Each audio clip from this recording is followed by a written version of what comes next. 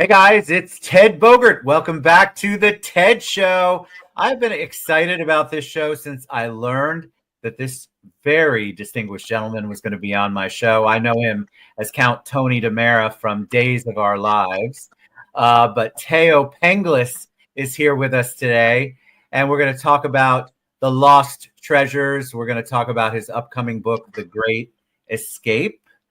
And we're going to learn more about Thaao and all of the great things. He's led an amazing life. I've read the bio. I've read all the bios. Welcome, Thaao. How are you doing today? Fine. One correction. Correct. It's a podcast. The Great Escape. It's a podcast. Yes. Fantastic. Even better. Yeah. Good. Correct me anytime. Podcast. Yes, for you older folks, you got to listen to that somewhere. Older folks. All right. So tell us. You've led. I've read your bios. I've read Wikipedia. I've read everything I can, including what you sent me. So for those people who don't know you, though, give us a little point A to point B. Give us a background on some of the highlights of who you are and what you've done. Well, I was born in a suburb in Sydney, Australia called Dulwich Hill. I won't say what year, but it was a long time ago. At 17, I dreamt about coming to America. I got a free trip to New York with the Ballet Folklorico of Mexico, who were doing a show in Sydney. And I came over with under $200, and I started to explore New York, the fashion world, the art world, the movie world, the theater, cuisine. All those things kind of interested me. And what was interesting about the whole concept, what came first was the art world, Chinese art, English 18th century art in New York, with Ellsworth and Goldie on 52nd Street. And then from there, I decided to experiment with acting. Wasn't very inspiring in the beginning. I don't think anybody who heard me on stage would have said, now that's a person who's going to succeed. I think, as the teacher said, she couldn't tell the difference between me and the chair. So I had an uphill landscape to climb. But then I got into also the fashion world with Belladondre on 56th Street and between Madison and Lexington. And it was one of the great fashion houses in New York at the time. Ralph Lauren came out of it. I followed in. And from then, I decided to become an assistant to a director, Milton Katselas. And from that, all the seeds that were planted were sprouting at the same time almost. And those seeds are what I still use as part of my intelligence, my perceptions of life, and all the journeys I've done. So I've been to Egypt 14 times. Wow. Greece and Italy over 20 times. Love the Middle East. I like their passion, even though they can be detrimental to their cause because it can be fanatical at times. Right. There's no humor there. We laugh at everything. I mean, yes. You know what I mean? We even laughed at our president. I mean, it's like, America is the full freedom act, and right. That's what I love about it. What led you to travel to those countries? I know this is off topic, but I'm fascinated with travel. Those countries so many times. Were you working there? Were you just learning about the cultures? What was the impetus behind that? When I was studying art, my boss said to me, I'm going to Egypt. I'd like to see it through your eyes. I've been many times. And so that was my first experience. Also, it was, I took part of an acid trip on a camel. And the only time, I mean, I'm not like some people say, well, I just did it once. I took a puff or whatever. No, I took the trip on a camel, and then I ended up discovering an ancient I became part of the people who discovered an ancient gravesite, and inside it was a tomb and I found some wonderful archaeological pieces. That got me really curious about the Middle East, and why do I keep going back? Because it's a country that never stops revealing. Yes. It's got so much to tell. I mean, we thought there was at one point 28% that we had understood about Egypt, but now with the LiDAR system, they're down to about 5. Yes. I love Petra in Jordan. That was really extraordinary, because in the early 19th century, in 1801, Burckhardt, who was a Swiss, excuse me, a Swiss discoverer, learned the Arabic language and found out by speaking Arabic they were telling him about a lost city, and that lost city was Petra, and he was the first to go through it. And of course, now we know the building as the Treasury. And so I've been back there 3 times. And Greece, I go because of family, because it's my heritage. Italy, I would go certainly because of its history and its food and its people. But every year I would go and fly to get my clothes. The studio would pay for my producer would pay for my trip to Italy, and I would choose the suits and everything to wear because that experience that I did in fashion in my 20s has certainly helped me choosing my clothes later on in my 30s. So tell me about, I'd be remiss if I didn't at least bring up Days of Our Lives and talk a little bit about that. I do want to get to the Lost Treasures and The Great Escape. Tell me, I know you as Count Tony DiMera. How did you go from being compared to a chair to being what I consider an incredibly well-known soap opera star? Well, I went from the chair to being nominated 4 times in the leading actor category. And that said a lot to me, because, how do we understand who and what we have come in to do in this lifetime? So to me, it's about polishing the areas that were kind of my children, that weren't nourished. So I took those elements of myself that were creative and I started exploring them.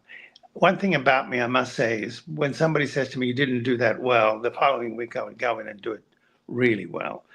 I don't like the loser mentality. But at the same time, I don't suffer from mistakes, or I never become a victim. I look at it and I say, okay, hey, how can this be better? How can I explore this? So cooking helped me do that. And the cooking helped me understand that if you understand all the ingredients you put in to make a soup, or a particular piece of, say, dining, the meats or the seafoods and all that, all those ingredients are the same things that I apply to my acting. It's what the ingredients are. The acting is what is this about? Where am I going? What are my obstacles? How do I finish and then become from the beginning to the end of a scene and make an opposite? How do you walk into a scene? So all those things in everything in life, I believe, is how we discover the recipe of that element. Yes.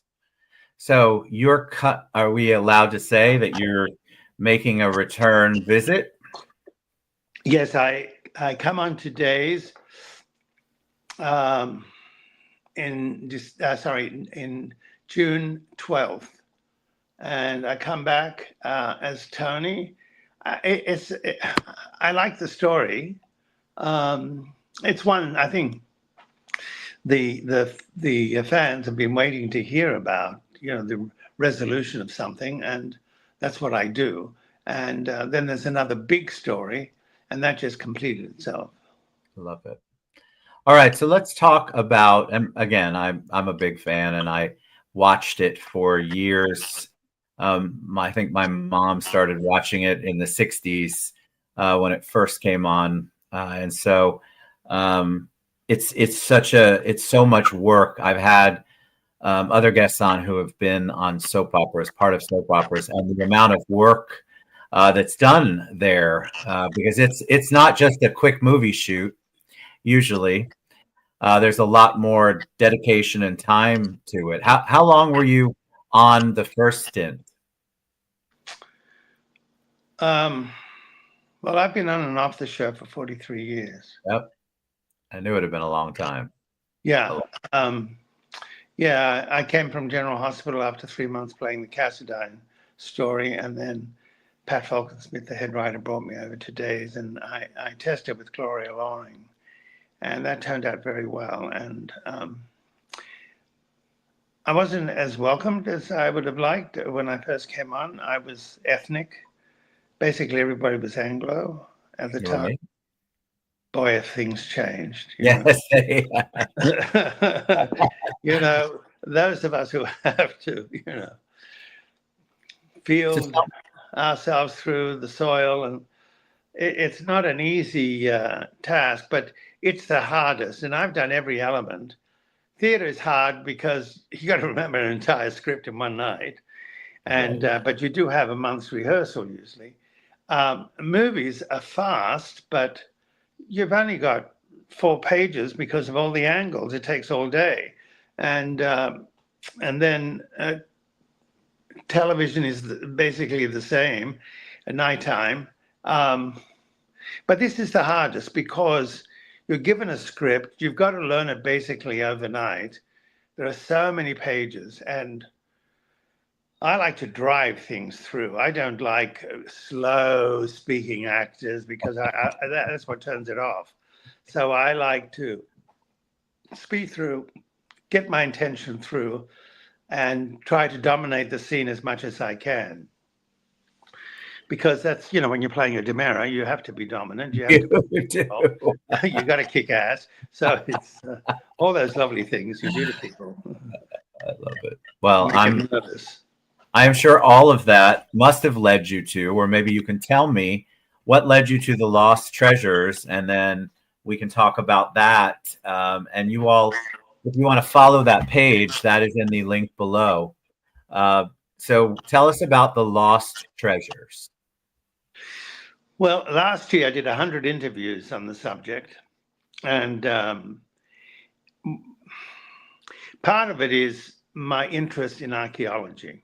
As a kid in Australia, my father used to want to brag, say to the relatives around, "So, son, what are you going to do when you grow up?" It's like the Jewish family says the Jewish doctor and all those lovely things, that never happen most of the time. So I said, "I want to be in archaeology." He says, "Why?" I said, "Because I feel the thrill of discovering something for the first time that hasn't been touched since the ancients. That's exciting for me." And because I believe that, and because it would have taken me 9 years in archaeology, so instead I decided to become my own archaeologist and do a lot of research before I'd go into a culture. And then from there I would go and explore, so that I knew more information usually than my guide. So that was always a challenge, but it also brought up an interesting discussion. And so the Schliemann story, I've been to Troy 3 times. There's nothing like going over a lot of ruins. And when people say, they're just rocks. And you say, yes, but your imagination has to go beyond the rocks. So what's facing you is on the Troad, where the battle took place between the Greeks and the Trojans. And what happened, and the stories that followed were so exciting that I thought I'd go and take a trek. And then I found out that Gennadius Library in Athens had 60,000 documents of Schliemann, who was the archaeologist. And so he was born in Aachen-Scharnchen in Germany in 1832. And so I went to the library for 2 weeks and went through 60,000 documents. And then I began to write a story and a script. And then I went back to Days, and then I just kept, and then one day I thought, this should be a podcast. So I put 4 stages of the journey. The first, discovering Troy. The second is really about the discovery of Mycenae, where Agamemnon started. That's where the war started. And then in Kefalonia, in one of the islands in Greece, where Ulysses was supposedly from.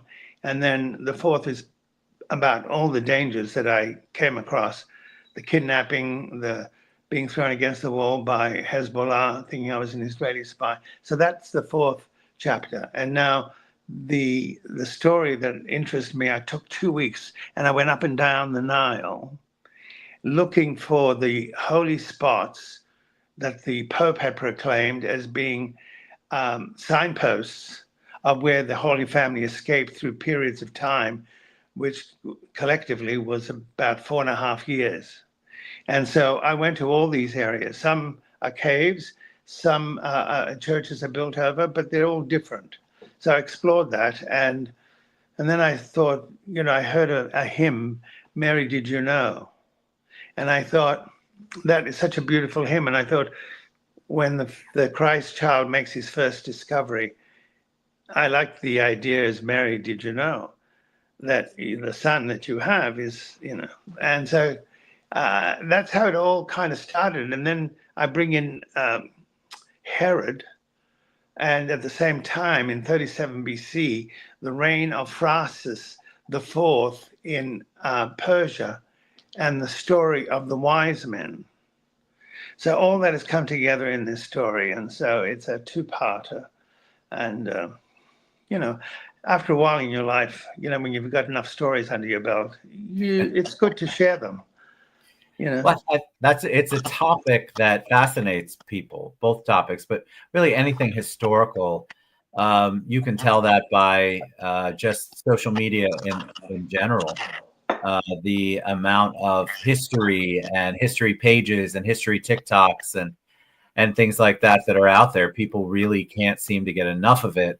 What I love is your passion, because you can have a TikToker talk about something over a screen, and they might not have ever been there. You've been there and explored, and you have a passion for archaeology and for understanding the stories and the history. And that shows when you're speaking about it. Was it a process? What was the process like to edit and to figure out how to formulate that into 4? I think you said 4 parts for the Lost Treasures and 2 for the Great Escape. What was that process like? Well, it was my ex-agent. I mean, he was slower than a snail in putting it together. I'd finished it a year before it was shown. Wow.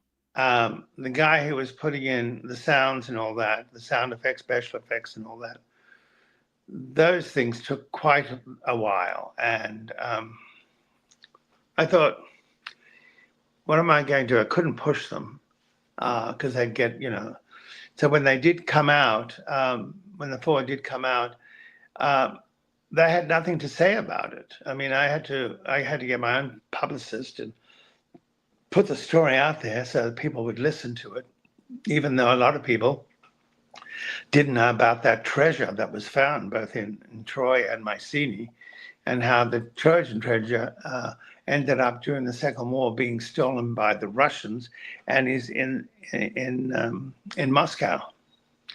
And so that was kind of sad, because who goes to Moscow anymore? I know. So it's,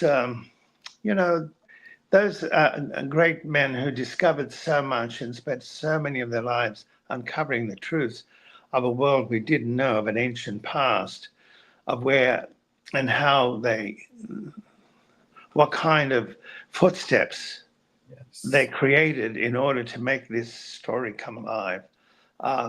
Just like when I went to Kefalonia, one of the wonderful things about it was I was standing in front of the ocean where Ulysses had come in after 20 years, 10 years at war and 10 years lost at sea, and all the myths that followed it. And so I went in that water. I walked along the beach. I sat there. I imagined what it must have been like for him to have come home. And then my guide took me to the pig farm, where he went in disguise, and where the pigs were, and where they would eat the wild pears. So, I took him to the place where the athletes did their javelin throw and the discus throw, all those things. And then getting to the top of the mountain where they believed below my feet was the castle. So, when you explore those stories, it's not like, you had a hamburger and the next day you forgot even what you ate.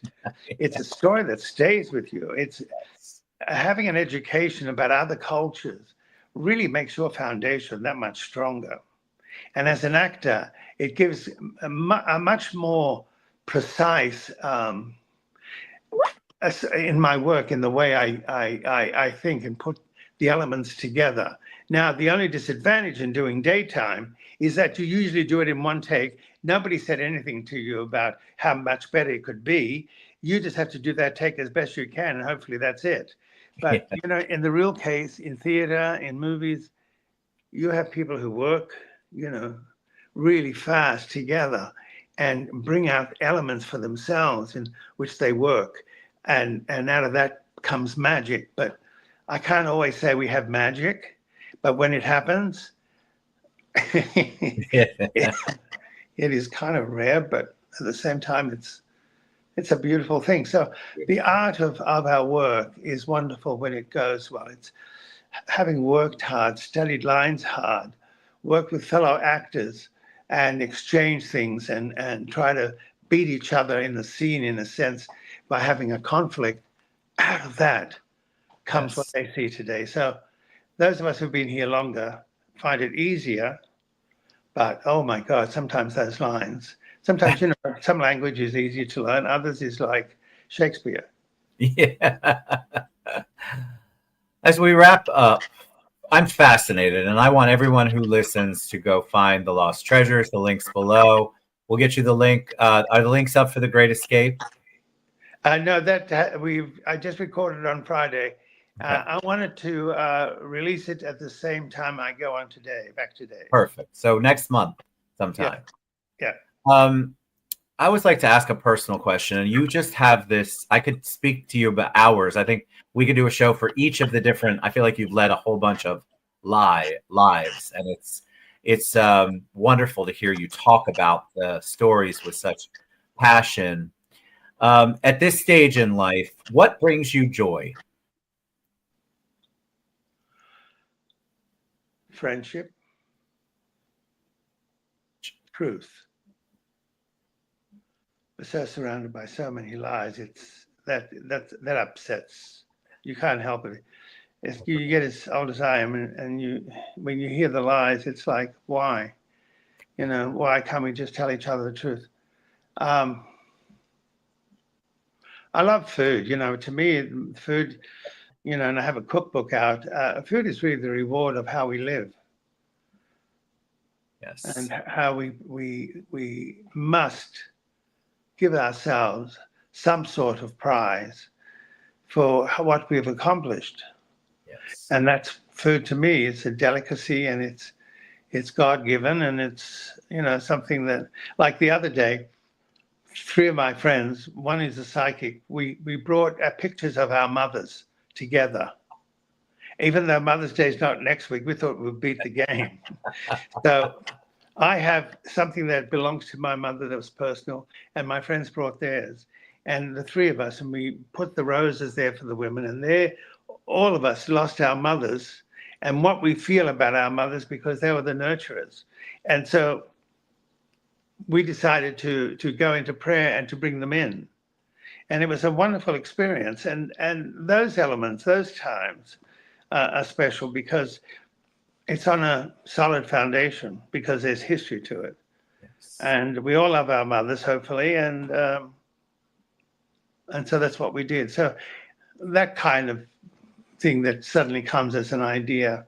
On Saturday, I'm going to be cooking for 12 people. That is something that is challenging. Doesn't matter how many times I've cooked. Because, personalities, and you always have the people who think it's a restaurant, and they say, oh, I don't eat that. And I'm going, oh, remember the time we were invited, you never said a word?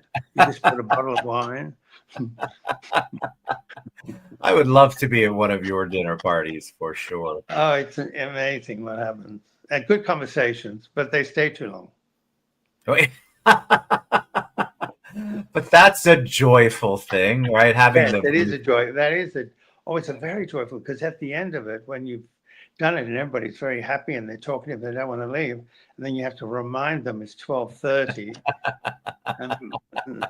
So Well, I want to share with you that what a joy truly to have you on my podcast. I would love to have you come back and talk about each of those individual journeys, fashion and acting and art. It's just such a blessing when someone comes on the show and shares their heart, which is what you did, and shares your passion. Because there's a lot of people who are looking for things. They haven't found their passion yet. And what I love is that you have experimented and had so many different avenues and paths that you've taken with a wide variety of passions, and all brought it in together, looking dashing as always. So I want everyone to go out and find Thaao on social media. The links are below. Tune in to Days next month.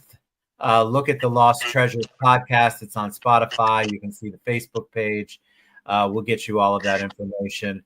But I want to truly thank you for being on the show. It was a pure joy for me. And I am very thankful for your time. Thanks, Ted. It was a pleasure. All right. You all go out. Look up Thaao. You're going to be amazed at the life he's led, and what he's sharing with you is all part of that. And it's a beautiful thing. All right, you all. See you soon. Thaao, thank you so much. Thank you.